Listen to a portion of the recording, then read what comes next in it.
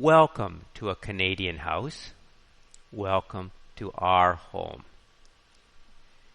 My name is Jonathan David White, and this is my family. I am on the far left. Beside me is my mother, Marjorie White. She's over 80 years old. My wife, Sharon, is a quarter of the age. My youngest daughter, Ruth Ann, who is a tenth of her mother's age. My eldest daughter, Ian, who is 4 times Ruth Ann's age. And my sons, Johan and Leon. My home is located in North America on the Great Lakes, at the end of Lake Ontario, in a town called Hamilton. Hamilton is an old city, and I live in the lower downtown region. You can see my house with the small star. Come on in. Let's look at my house. But first, let's look around the neighborhood. You can see from our house a few major streets, Wentworth and Cannon. Looking up Wentworth, let's take a short walk. Going to the east, there is a bus stop. To the south, there is a Big B convenience store. To the west, there is a bike rack. And to the south, you can now see our house. Walking closer to our house. Let's come in now.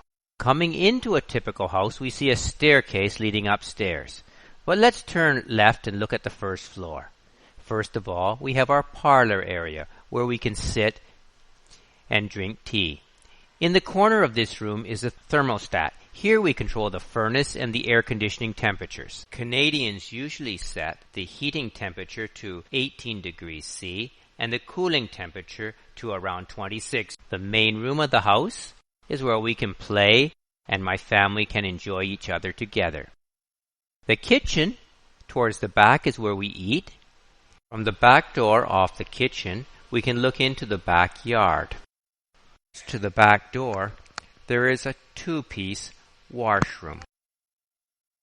Now let's go back and move upstairs.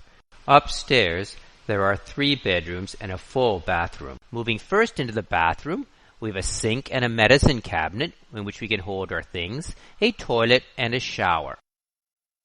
Note that in our house, like most older houses in Canada, the second floor wiring is knob and tube. With the exception of this one outlet in the bathroom, do not use the outlets on the second floor to power electronics, such as hair dryers and computers, as this is a fire risk. Looking at the back bedroom is a single bedroom facing out at the back. It's very quiet. Turning around, and let's continue to look through second floor.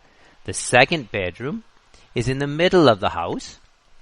Again, it has a single bed and a closet and a nice window looking over the backyard. The main bedroom is at the front of the house. This is where we live when we come back to Canada. It's nice, quiet, and big, and I can sleep my whole family. Coming back to our backyard, we can see there is a clothesline. This is where we will hang our clothes to dry. At the back of the yard, there is a garage.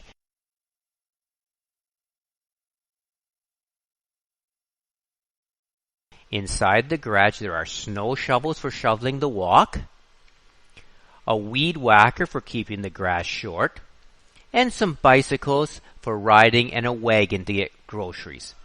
Returning to our main house from the back side, on the back porch, we have a number of garbage bins. The first one, to the far left, is used for general garbage, something that doesn't go into one of the 3 blue bins. The first blue bin is for paper. The second one is for plastic. And the third one could be for metal, glass things. In addition, there is another one inside which would be for food and compostable materials. It is important that we put our garbage in the right container and put the garbage out in the evening before garbage collection each week, which is generally early Tuesday morning. to the side of the house is the air conditioning unit. The air conditioning in the winter needs to be shut off and the wood put on top. When one wants to use an air conditioning unit, the first thing one does is to take off the wood that protects it. There are also the exhaust pipes for the furnace and the washing machine. During the winter time, one should regularly check to make sure that these vents are not clogged. Finally, there is a back gate. Generally, Canadians use the back gate when they come in and out of the house. And at night time, we lock the back gate so that people cannot come into the backyard. Now let's go into the basement of the house. The first thing you will see as you go into the basement is the switch for the furnace. Moving in, we then see the washing machine.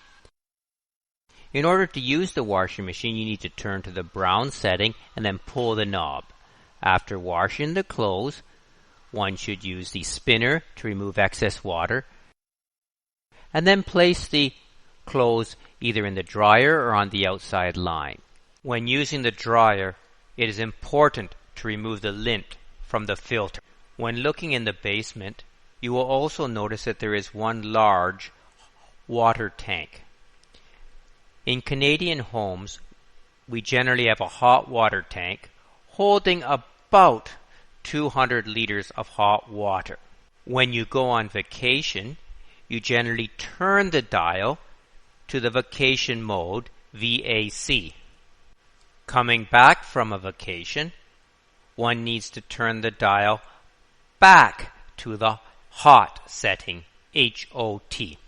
Above the clothes dryer, there is a shelf containing paper as well as the manuals to operate the equipment in the house.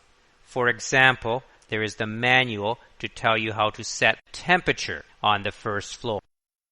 To the left of the cupboard, there is a number of outlets and one switch which controls the 12-volt DC transformer that powers the LED lights on the first floor. Next is the main circuit board.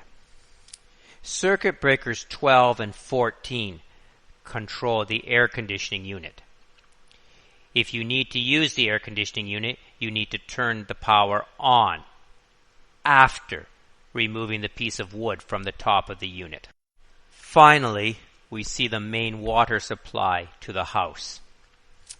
If there is ever a leak in the plumbing, you should first turn off this valve.